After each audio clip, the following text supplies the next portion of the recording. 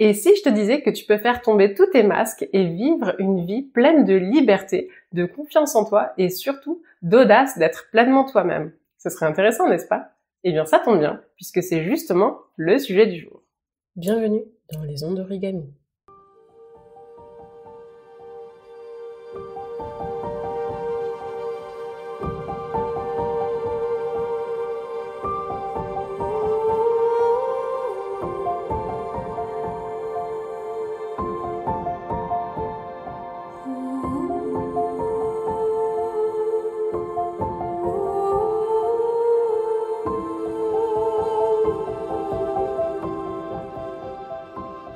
Les ondes d'origami, c'est le podcast qui tisse les liens entre maternité, féminité et énergie et t'aide à révéler la femme puissante, inspirante et lumineuse que tu es vraiment.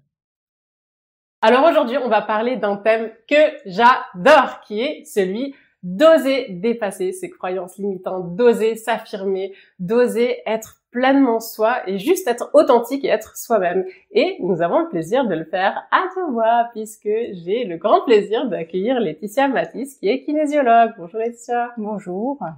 Mais d'abord, si tu ne l'as pas encore fait, télécharge mes 5 astuces qui te permettront d'avoir une maison propre et rangée, alors même que tu as des enfants en bas âge et en toutes circonstances. Parce que franchement, entre nous, on a mieux à faire que de passer nos week-ends à ranger et à nettoyer. Donc ce guide, je l'ai pensé vraiment pour qu'il soit super actionnable et qu'il te libère du temps et de la charge mentale pour t'occuper de ce qui compte vraiment.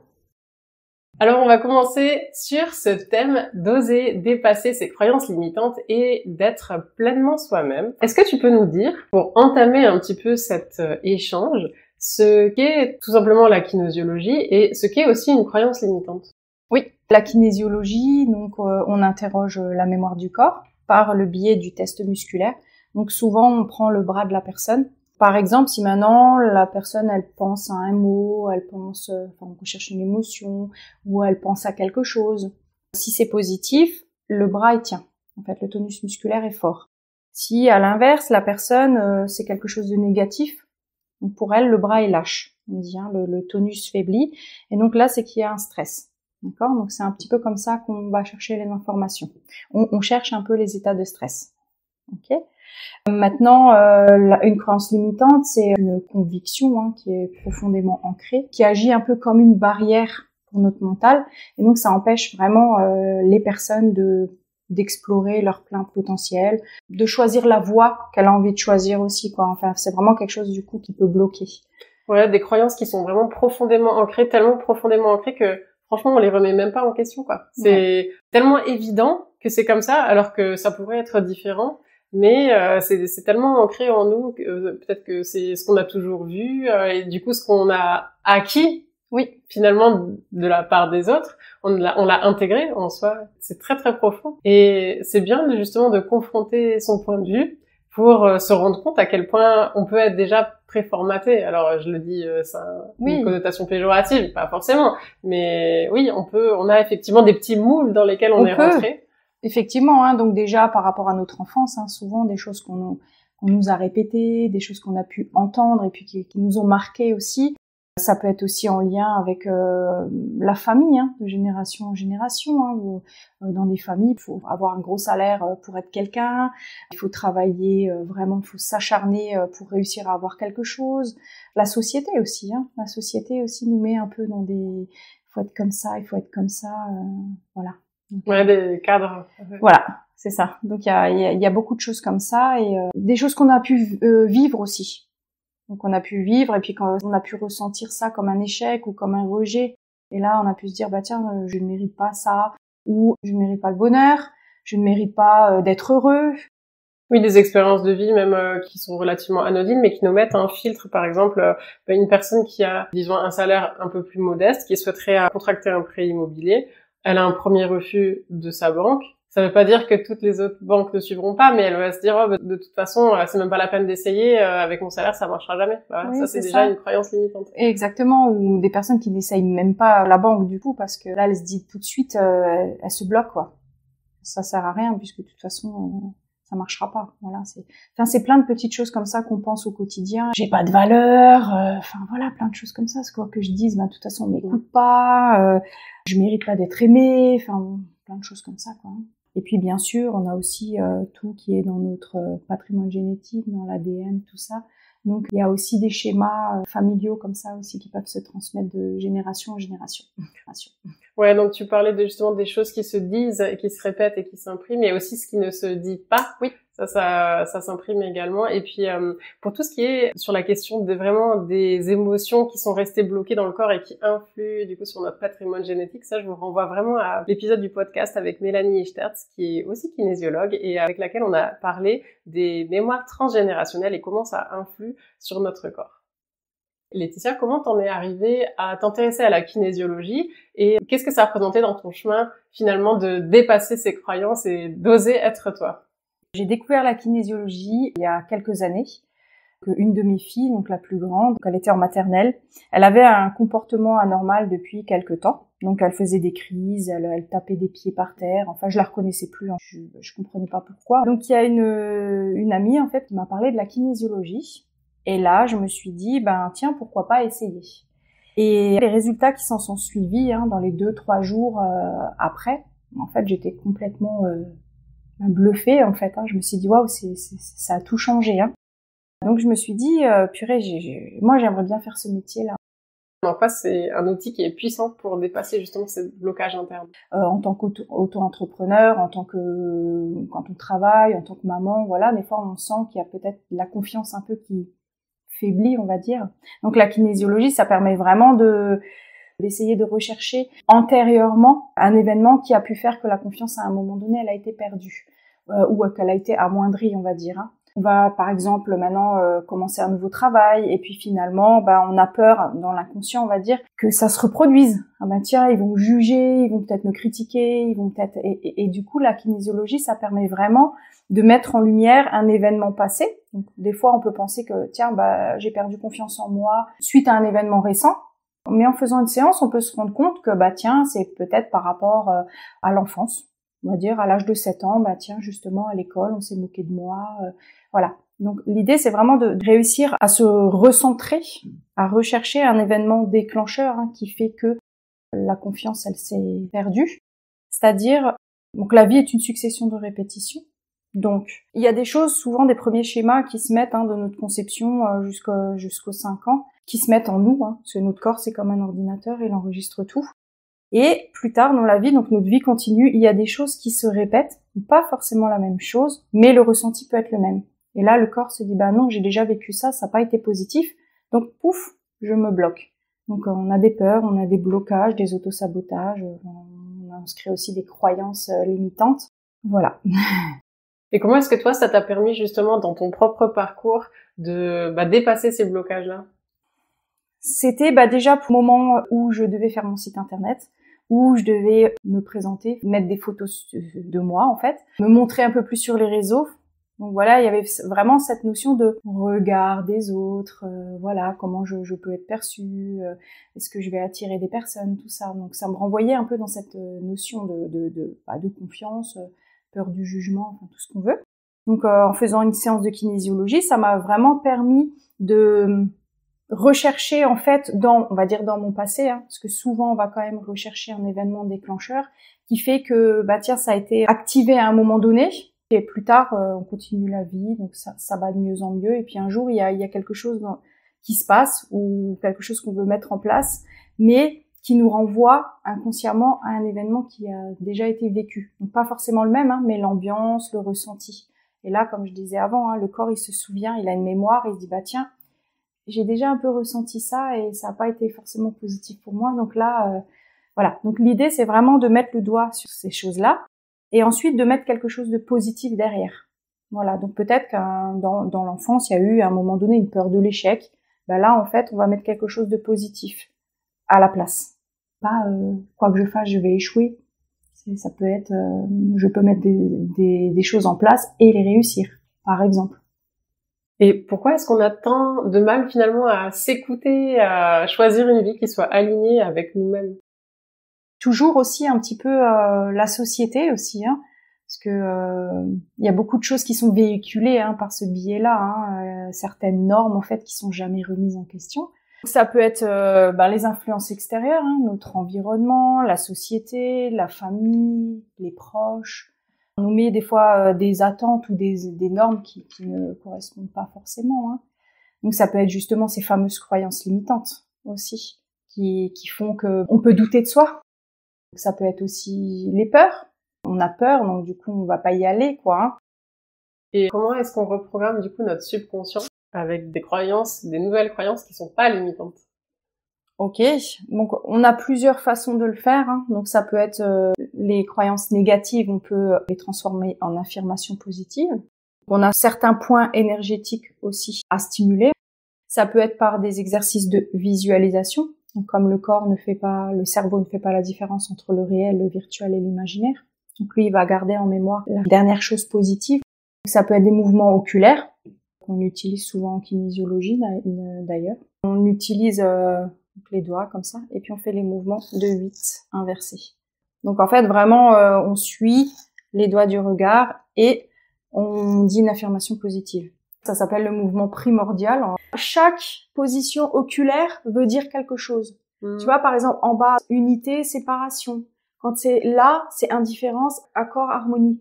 Donc, en fait, en faisant ces mouvements, tes yeux, ils vont faire toutes les positions là. Ah oui, okay. Et donc, vraiment, ça va libérer tout ce côté émotionnel. Tu vois? Donc, pourquoi maintenant le 8 c'est vrai que c'est dans beaucoup de choses comme ça, hein, dans l'énergétique, tu vois.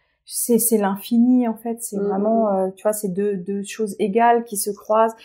Ils disent aussi, tu vois, dans la vie, ça descend et puis ça remonte et ça descend. La roue de la fortune. Ouais, voilà, tu vois, c'est vraiment dans tous ces principes-là, chacun a sa façon de le dire. Après, il y a encore une autre façon parce que on doit quand on veut intégrer, on tapote comme ça. Sur le principe de l'EFT finalement, non? Ouais, ça peut, hein, il y a des choses aussi qui sont un peu on va dire tirer, on a certains points comme ça à stimuler des fois. Oui. Ou alors on met les mains comme ça, mais là c'est plutôt pour, on dit diffuser, hein, donc c'est libérer le négatif en fait. Hein, et ensuite on intègre le positif, mais toujours avec ces mouvements oculaires. Alors enchaînons sur le fait d'oser être soi et d'oser prendre sa place. Pourquoi est-ce que c'est difficile pour des femmes de s'autoriser à être pleinement soi, et surtout après une maternité? On va dire déjà après la maternité, il y a une certaine période où on a l'impression quand même de plus être soi-même. On est plus dans le rôle de maman que de les autres rôles en fait. Hein. C'est comme si notre propre identité, elle avait été un peu engloutie en fait. Hein. Voilà, on ne se sent pas totalement soi-même et on a peut-être tendance justement à s'engouffrer un peu dans ce rôle de maman, quoi. Hein. Après, il peut y avoir aussi toujours des peurs, hein. La peur du jugement, la charge mentale aussi et émotionnelle, c'est-à-dire que il y a tellement de choses à faire qu'on n'a plus le temps de se concentrer sur soi. On pense aux autres, mais on pense plus à soi en fait. Hein. Il peut y avoir aussi des blessures non guéries, parce que la maternité des fois peut réveiller des blessures en fait qui n'ont pas été guéries chez nous en fait, hein, chez soi. Et donc du coup, voilà, ça peut réveiller certaines choses et du coup ça peut devenir aussi difficile. Puis il y a toujours ce fameux rôle social. Hein. Une femme, ça doit être une bonne mère, ça doit être une femme accomplie, ça doit être une bonne épouse, ça doit être voilà, beaucoup d'injonctions comme ça et ça peut en rajouter encore. Ouais, en fait, on finit en crise identitaire. Enfin, moi personnellement, j'en ai fait les frais aussi. Hein. J'étais tellement dans tous les rôles que moi-même, je me retrouvais plus. Quoi. J'étais un peu en perte de sens sur à peu près tout. Et c'est vrai que c'est un passage qui est tellement délicat, tellement merveilleux, mais tellement délicat en même temps parce que il suffit de prendre le mauvais tournant et en fait, on se rend compte qu'on s'engouffre dans le vide alors que ça nous propulse en version soi, mais 3.0, hein, clairement, la maternité. Ouais, exactement. Et puis, ce qui est aussi, ça dépend aussi comment on est entouré, hein. Si on est entouré de personnes qui comprennent, qui sont aidantes aussi, plutôt que des personnes qui continuent à entretenir ces choses-là. Hein. Voilà, ça n'aide pas non plus. Hein. Parce que s'il y a des personnes autour qui sont là pour un petit peu plus positives, justement, ça aide. Comment peut-on travailler sur la peur du jugement et la peur de pas être à la hauteur? La peur du jugement et la peur de ne pas être à la hauteur, c'est vraiment deux des peurs des plus courantes et des plus paralysantes, puisqu'elles touchent quand même à l'estime de soi, à la légitimité personnelle. Déjà de réussir à les nommer, à les ressentir peut-être, enfin à se dire déjà de qui ai-je peur d'être jugée? Ça pourrait être déjà une chose de se demander de qui. Donc ça peut être par rapport aux parents, ça peut être par rapport à la société, au niveau du travail. Après, on peut se dire, quand est-ce que j'ai commencé à douter de ma valeur? Donc réfléchir un petit peu à toutes ces choses-là. Ou aussi, qui m'a fait croire que je devais être parfaite. Déjà, je dirais que réussir à rassembler ces éléments, ça permet déjà de comprendre certaines choses et peut-être de voir depuis quand c'est là, en fait. Hein.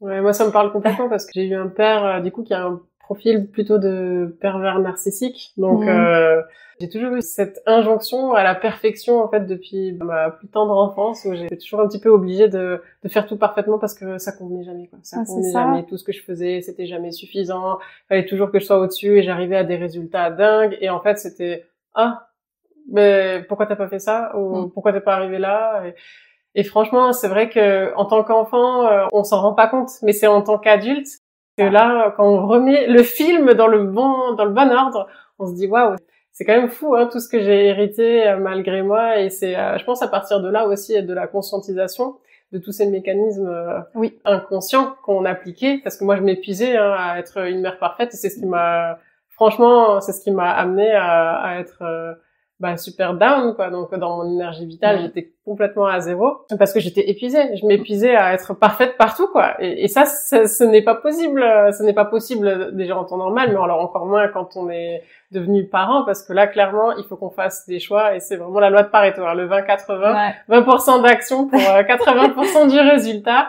Ça fait sens hein, ce que tu dis. Oui, puis exactement, ça peut être une croyance, je dois plaire à tout le monde pour être aimée, des choses comme ça quoi. Ouais, ça épuise aussi.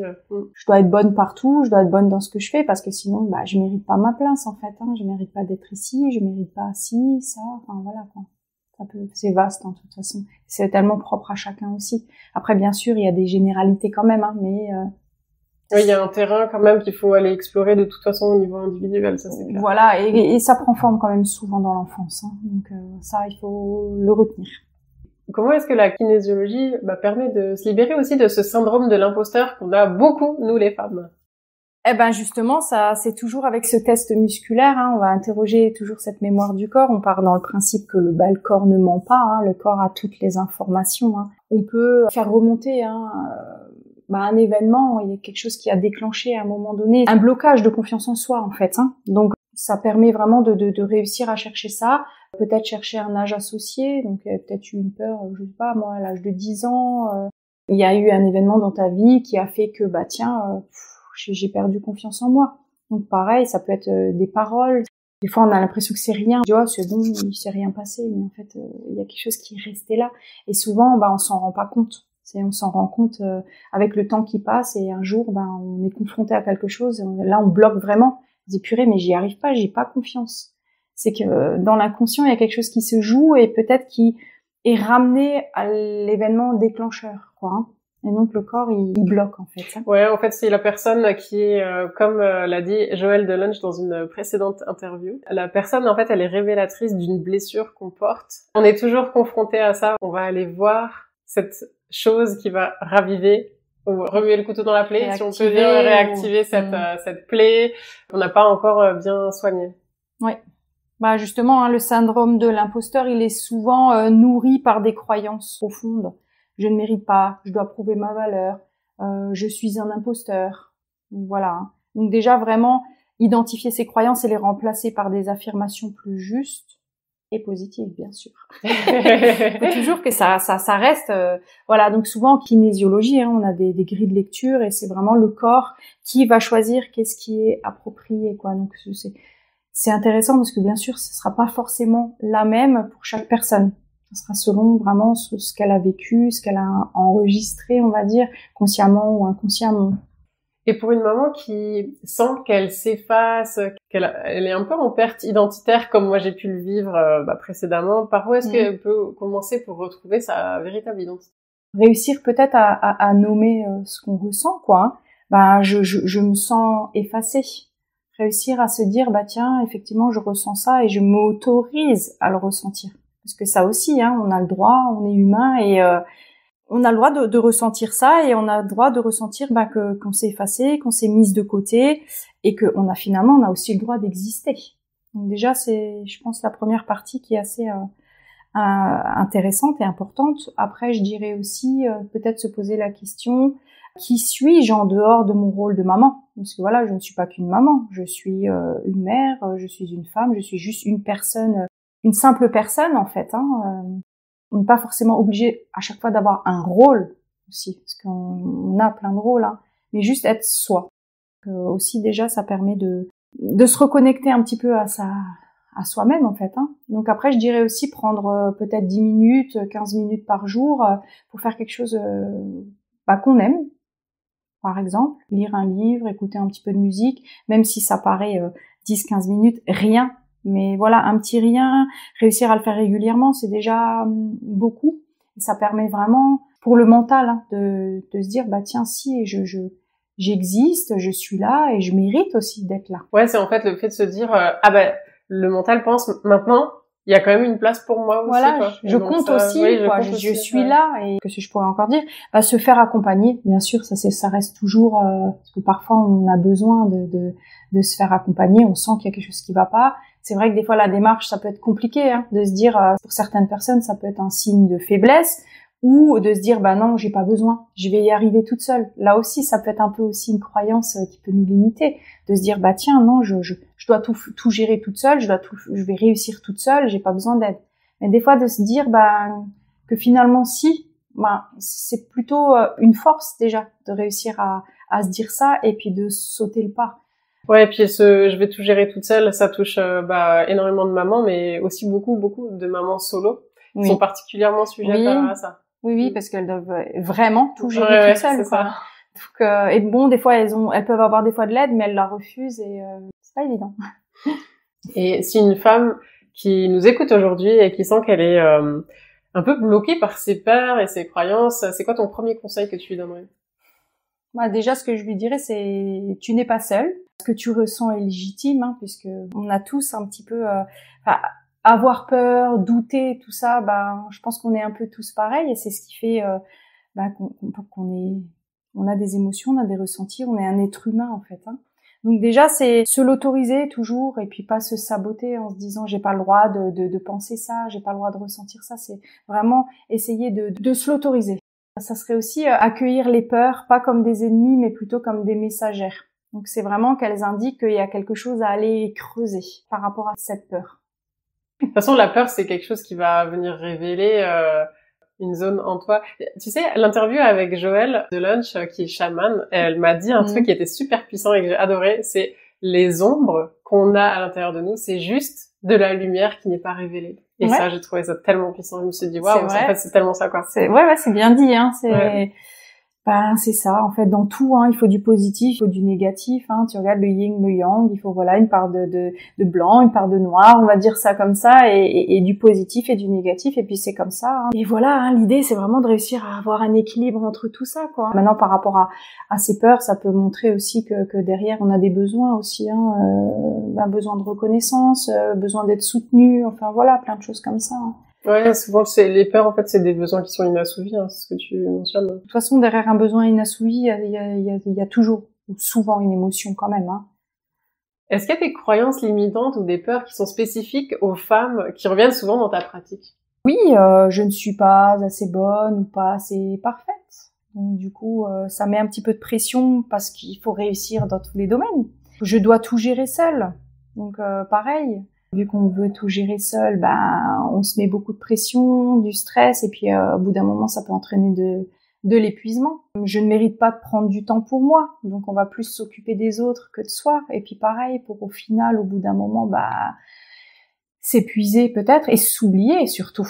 Je dois toujours faire plaisir, donc pareil, on fait passer les besoins des autres avant les siens.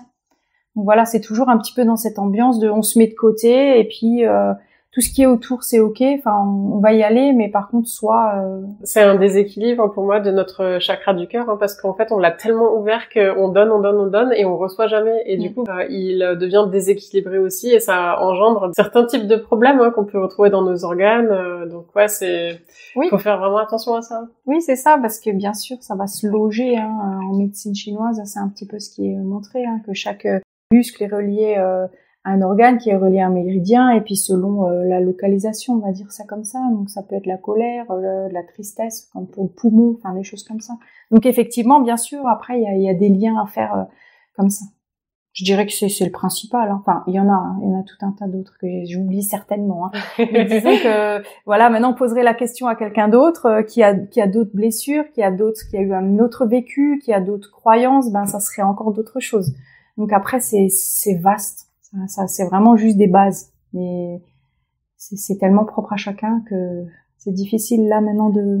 Bon, en tout cas, ouais, c'est clair, moi, je me reconnais hein, dans ce que tu dis, je me dois d'être parfaite, je peux pas prendre soin de moi, je dois tout le temps donner aux autres, etc. Donc ouais, je pense que ça parlera à beaucoup de femmes qui nous écoutent. Ah oui, et puis surtout pourquoi en fait on réagit comme ça. C'est que vraiment derrière il y a vraiment ces croyances, ces choses qui nous bloquent en fait. Hein. Pourquoi en fait on s'autorise pas à penser à soi. Donc déjà, ça peut paraître égoïste hein, dans la société actuelle, surtout en tant que maman. Hein. En tant que maman, purée, tiens, je décide un jour de laisser mon enfant 2-3 heures parce que j'ai envie, je sais pas moi, d'aller faire une séance de sport.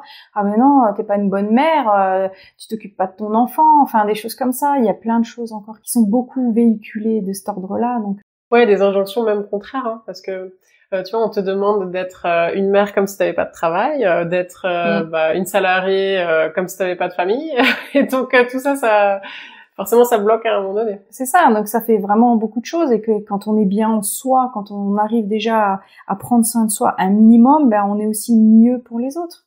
Et on est peut-être, ça peut changer aussi la relation avec les enfants. Si la maman elle est un peu plus épanouie, l'enfant va le ressentir aussi, les relations vont être mieux aussi. Et puis voilà, la mère, elle peut... Ouais. Et je dirais même au-delà de ça, hein, au-delà de la relation avec l'enfant, ça impacte la relation avec le conjoint, ça impacte la relation avec les collègues, avec les proches, ça impacte tout en fait. C'est là que justement on s'autorise à s'épanouir, à prendre de l'expansion, tu vois, à rayonner, et ça... On illumine finalement toutes les personnes autour de nous juste par le fait que nous, on a pris soin, tu vois, de notre petite flamme. Là, il y a une petite bougie. Ouais, je sais pas si ça se voit sur la caméra, mais il y a une petite bougie sur la table.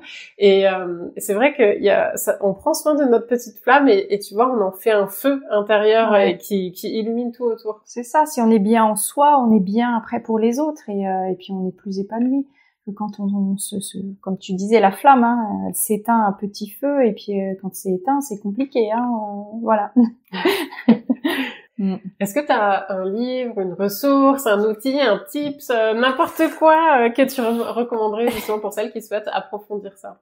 Moi, je dirais vraiment les 4 accords Toltec, puisque c'est un des premiers livres que j'ai lu, surtout après quand j'ai commencé à me former à la kinésiologie. Je trouve qu'il est facile d'accès, il est direct. Comment dire, il aide vraiment à se libérer un peu de l'auto-jugement aussi.